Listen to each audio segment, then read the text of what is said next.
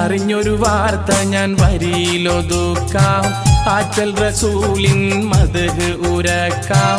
അറിഞ്ഞിടണം ഈ കഥ ഇത് ഹക്കാം. അറിഞ്ഞൊരു വാർത്ത ഞാൻ വരിയിലൊതുക്കാം.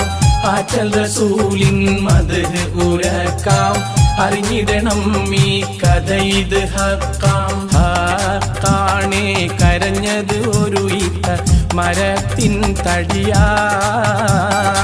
അഷ്റഫുൽ ഖൽഖന്ന് ഖുതുബത്ത് ചാരിയതറിയാ.